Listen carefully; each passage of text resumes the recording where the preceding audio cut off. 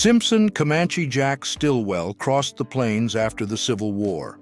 He didn't become a legend like Buffalo Bill or Wild Bill, but earned respect by surviving and guiding his companions at Beecher Island in 1868, when patrols faced Cheyenne and Lakota groups. His story shows how local heroes shaped the West beyond the spotlight. Around 1905, Lottie Key Yated, daughter of a Laguna Pueblo leader in New Mexico, appears in ceremonial Kawaiic attire, a worked belt and beaded necklaces.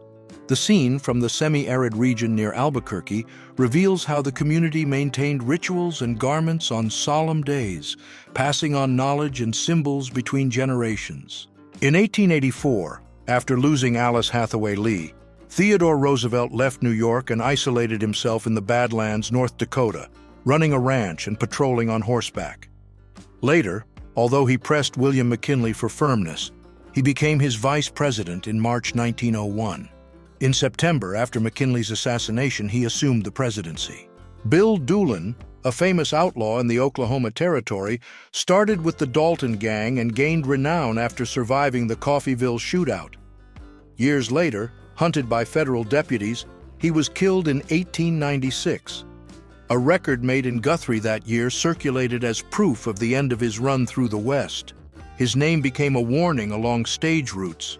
In 1908, Roland Reed photographed an Ojibwe woman in her territory. The clothing, ornaments, and utensils around her tell of work, trade, and winter. Her attentive gaze suggests choices made under external pressure. Details of canoes and furs indicate seasonal practices and movements, showing how the village sought to balance tradition and change.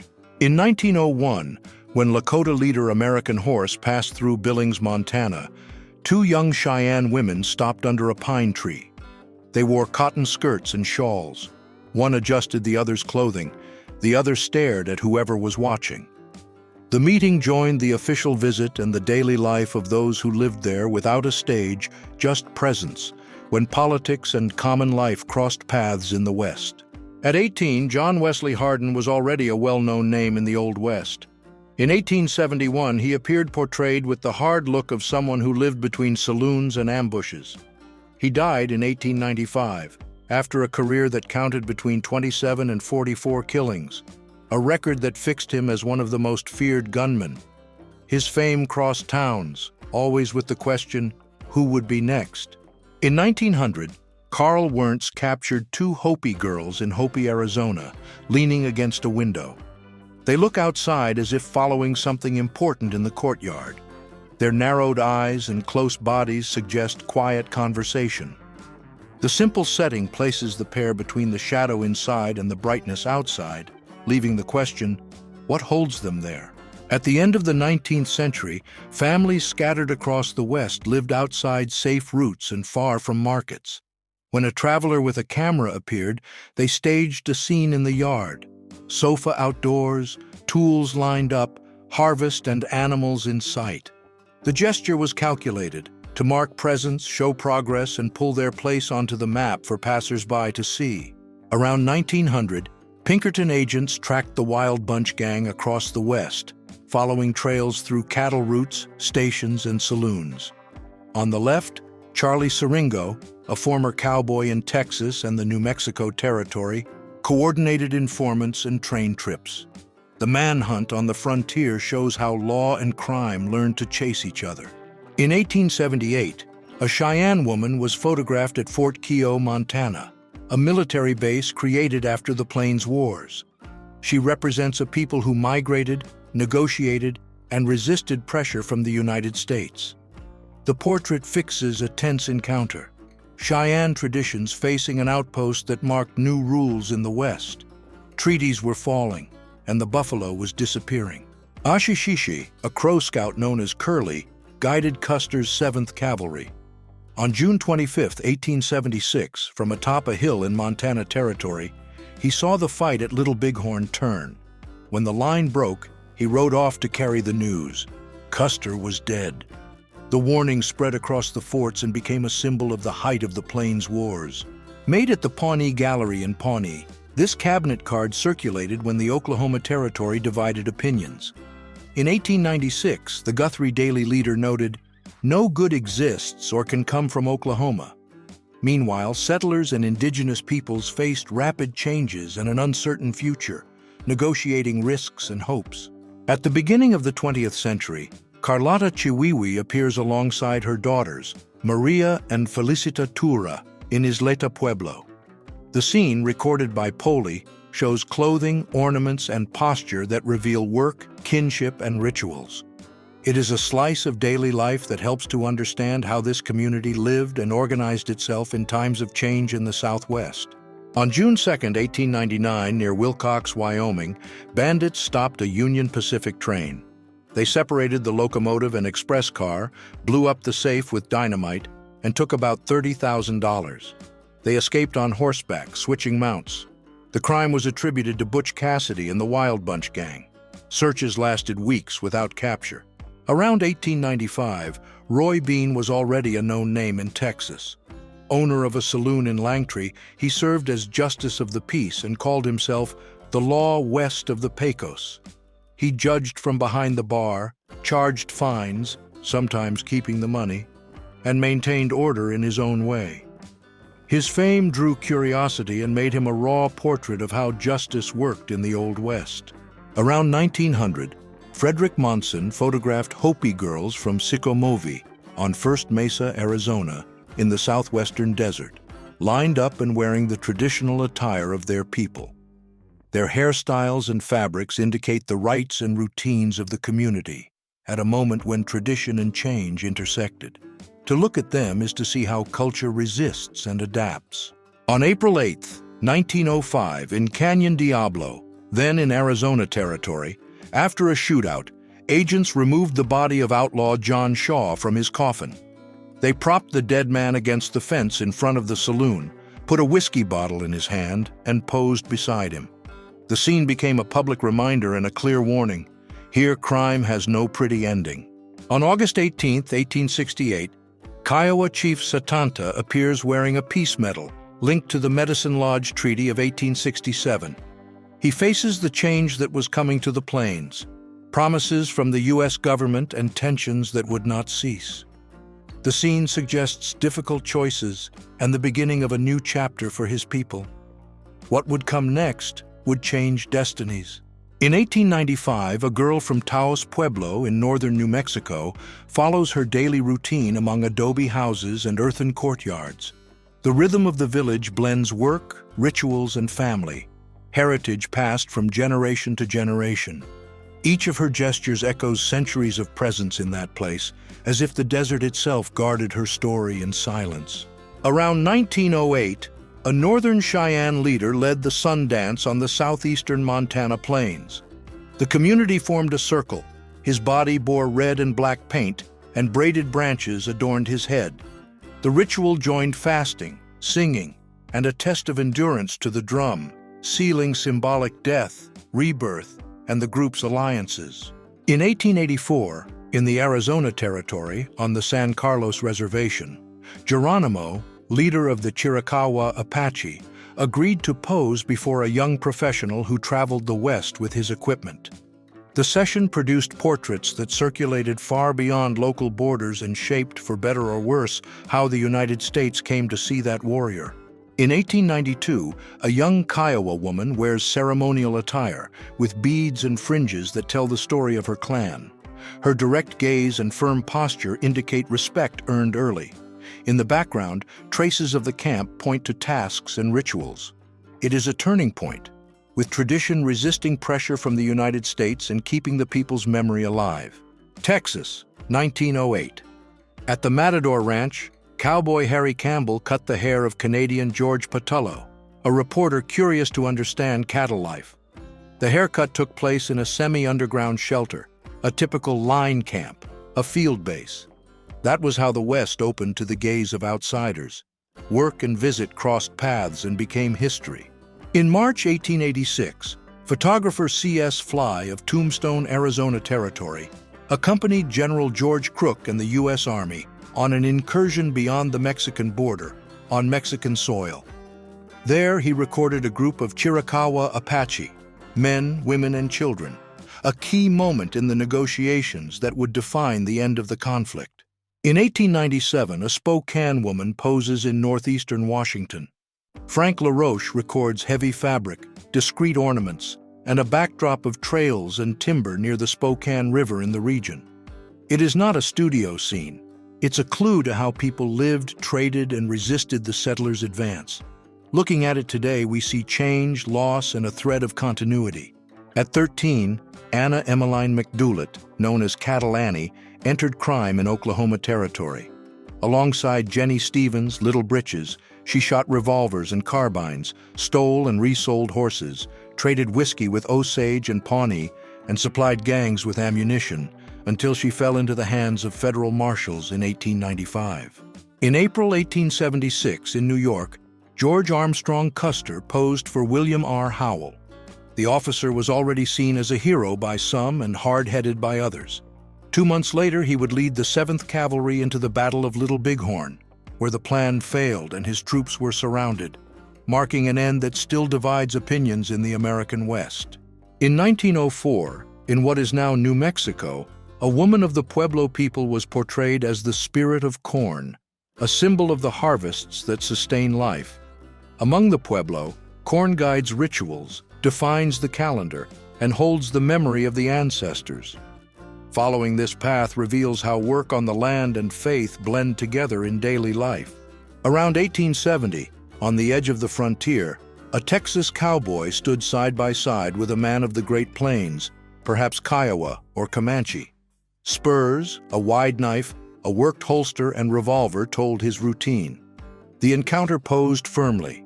Respect and distrust shared the same frame, where each showed what guaranteed life in the tense West. McCubbin, a collector of old photographs with verified provenance, stumbled upon a portrait that challenges classification. There is no direct proof that it depicts buckskin Frank Leslie. He supports the hypothesis by comparing features, scars, and posture with an authenticated portrait of Leslie. For now, documents are lacking. The doubt pushes the investigation forward. At the beginning of the 20th century, Carl Everton Moon set out to document Native peoples before urban expansion and federal schools changed their ways of life. He traveled through reservations and isolated villages, listened to stories, recorded names, and made portraits. Each session became evidence of customs, languages, and rituals that continued under pressure from the government and the market.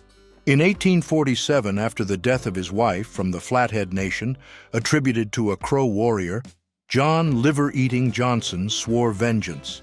He followed trails through the Rockies, the plains, and along rivers, ambushing Crow bands.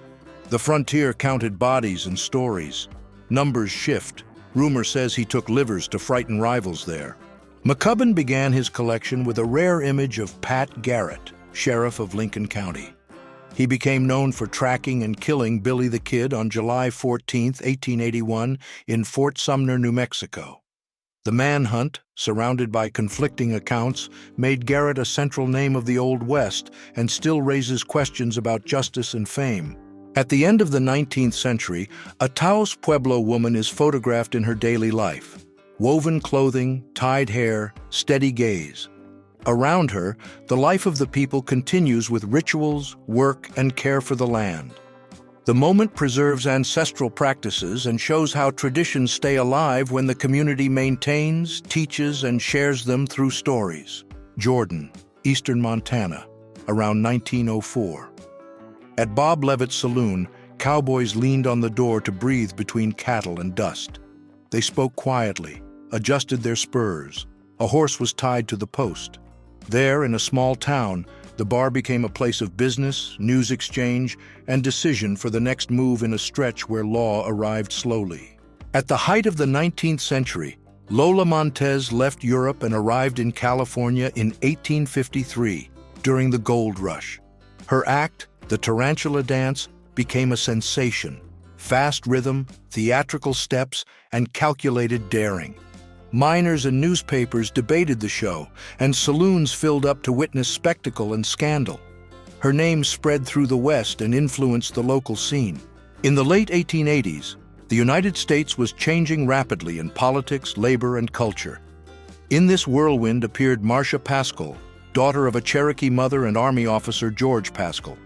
Her name became a meeting point between nations.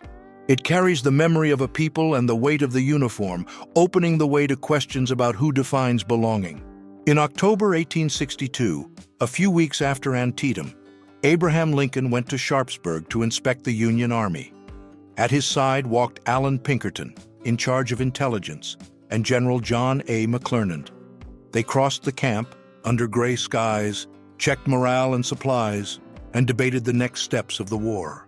At 20, John Henry "Doc" Holliday graduated from the Pennsylvania College of Dental Surgery. Soon, the dentist became a gambler and gunman, chasing fortune in the West and friendship with Wyatt Earp. In 1881, in Tombstone, he joined the gunfight at the OK Corral, a turning point that took him from the dental chair to the memory of the Old West, where fame and danger walked together. In 1894, a Kiowa woman was living through a time of transition. Each arrival of settlers changed the rules of land, trade, and faith. Between clan councils and government orders, she balanced rituals and caring for her children. She kept the fire of stories burning as she watched the village negotiate, lose, and reinvent paths under new maps and watchful eyes. On December 29, 1890, at Wounded Knee Creek, South Dakota, the 7th Cavalry Regiment surrounded a Lakota camp to seize weapons out of fear of the ghost dance. A gunshot from no clear source sparked panic. Hotchkiss cannons opened fire. In less than an hour, between 150 and 300 native people, many women and children, were killed. Around 1880, a cabinet card shows a group nicknamed the New Mexico Thieves. Researchers suggest that the man standing is John Kinney, leader of a gang that stole horses and cattle in the territory. Between 1870 and 1880, they fought over routes and protection, charged informal tolls, and spread fear through local towns and ranches. Around 1900, a young Indigenous woman appears in ceremonial dress. The beads and embroidery are not decoration. They tell who she is and what her nation holds sacred. In a country changing fast, she preserves the memory of her ancestors, showing how tradition crosses time and continues to hold meaning while we still long to know her story. In 1948, in the Montana Hills, the last veterans of Little Bighorn returned to the 1876 field near the river. Lakota and Cheyenne told how the 7th Cavalry fell, describing positions and escape routes. Bill Grutta recorded the meeting, the end of a generation. He died in 2020. There, times crossed. It was their last word. The Texas Rangers emerged in the Republic of Texas when the territory was not yet an American state. From 1874 onward, the government created the Frontier Battalion with 6 companies to patrol borders and routes. They weren't the first police force in the country, but they became a symbol of law in sparsely controlled areas. In 1899, Frank Reinhardt photographed Hattie Tom, an Apache woman, at a time when old customs clashed with a rapidly changing country. The encounter becomes a bridge. It reveals a real person, surrounded by the choices and pressures of her time, and reminds us that Indigenous history moved forward steadfast even as forces tried to change its course. In 1907, Samson Beaver of the Stoney Nakoda Nation crossed paths with Mary Schaffer. With his wife Leah and daughter Frances Louise, he drew a map from memory. Schaffer followed the sketch to Chaba Imni, today Maligne Lake in Canada, and registered the lake on official maps, showing how Indigenous knowledge guided Euro-Canadian expansion. In 1865, James Butler Wild Bill Hickok became a national topic when he faced Dave Tutt in a square in Springfield, Missouri. The precise shot that brought down Tutt became the model for the myth of the high noon duel, endlessly repeated in cinema. Eastern newspapers spread the story, elevating Hickok from Army scout to legend and first gunfighter of the West. Elsie Vance Chestuan appears in records as part of the Chiricahua Nation, one of the Apache branches. Her life spans years of forced removals, broken treaties, and struggles for territory. Following her story shows how entire families tried to preserve language, rituals, and kinship even under surveillance. That is why Chiricahua memory still fuels debate today. In 1890 in Oregon, water cannons swept hillsides to loosen the soil and release gold mixed with gravel. Mud flowed down the valleys and choked streams. To install pipes, pumps, and digging fronts, forest was cut down. Clearings and sediments remained, reshaping the land, the water, and life in villages and trade for decades. In 1887, photographer John C.H. Grable captured a cowboy credited as Fred Pierce, said to be a prominent figure in Wyoming. The suggested fame doesn't match the records. The decade's censuses offer no trace of him. What remains is a mystery of the Old West, a name that circulates in captions but disappears when one looks for him in official history to this day. In 1886, when large shows toured the United States and filled public squares, Buffalo Bill's Wild West turned the frontier into a stage. There, Lizzie Longwolf gained prominence. Each act blended action and context, offering audiences a rare glimpse into indigenous stories seldom heard outside that circuit. In 1869, a western Shoshone man stopped on a cliff and saw tracks that had just linked the country. Below, the Humboldt River curved around rocks and disappeared into the canyon near Carlin. The Union came at Promontory Summit in what was then Utah territory. The railroad brought speed and profit and pressed on tribal lands. The train passed and history moved with it.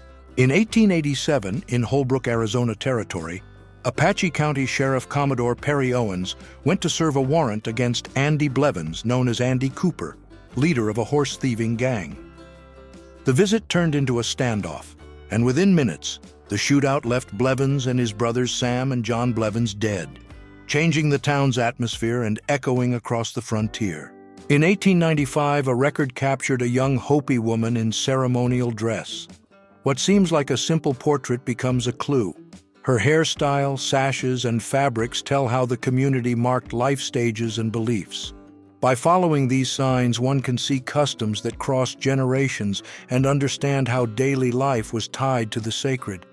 It's not nostalgia, it's a map of living history. In 1910, in Mercer County, West Virginia, in the church and the market, the neighborhood was still talking about two brothers who, 50 years earlier, had chosen opposite sides in the Civil War. One wore Confederate gray, the other Union blue. The family went on with life, and day after day the town asked, what bond split a house in two? Bat Masterson, who began as an Army scout, became a reference figure by commanding towns full of conflict. He took Wyatt Earp as a model of courage and memory. In Washington, he told Theodore Roosevelt that to understand the West without distortion, no one narrated it better than Earp, a central witness of that contested frontier. In 1899, Frank Reinhardt photographed Hattie Tom of the Chiricahua Apache people. Her steady gaze and ceremonial attire tell a story of resistance and care for memory. Each ornament indicates alliances, paths, and losses. Facing the camera, she asserts who she is and invites us to listen to that past that remains alive. It is an encounter between person, time, and land. Skagway, 1898. Jefferson Randolph "Soapy" Smith ran the counter at Jeff Smith's parlor while the Klondike Gold Rush clogged the streets. He rigged raffles, shell games, and the telegraph con. He kept his gang tight and paid off authorities. The town became his business. Prospectors and speculators became prey. Around 1850, a man of unknown identity faces the frontier. His features suggest Metis origin, a people formed by indigenous and European roots. He inhabits a world of furs, trade routes, and forced migrations. Between rivers and trading posts, lives are negotiated in many languages. Who was he, and what paths did he cross in this changing land? In 1886, Isabel Perico Njadi of the Chiricahua Apache Nation was held as a prisoner of war.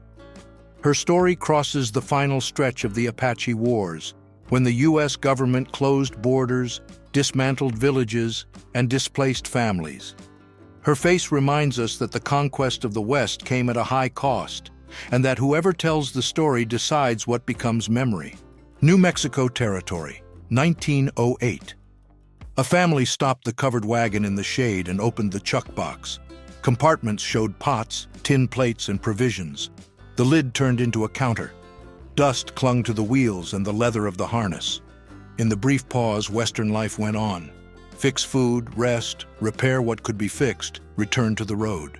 Around 1850, a rare image shows James P. Beckworth, fur trapper and explorer.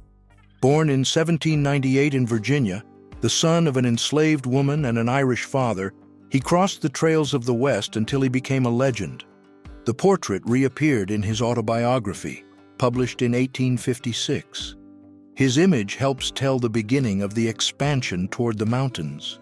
Early 20th century.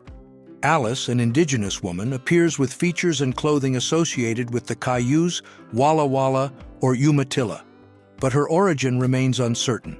Her braided hair, adornments, and surroundings point to migrations, alliances, and resistance. Who was she in everyday life? And what place did she hold in the history of the Northwest? From 1890 to 1900, in the areas east of Salem, Oregon, in the Willamette Valley, the pine forest began to fall. Crews cut trees and left rows of stumps, a sign of the advance of logging. Soon, fences, dirt roads, and cultivated plots appeared. The sound of saws gave way to that of harvests, reshaping the landscape and fixing new routes. In the Old West, buffalo hunting drove money and railroads, but few records of the hunters remain. A rare cabinet card, C. 1880, shows a man posing with a Sharps rifle, a symbol of the trade. It is the portrait of a voracious economy and the beginning of the collapse of the herds on the Great Plains.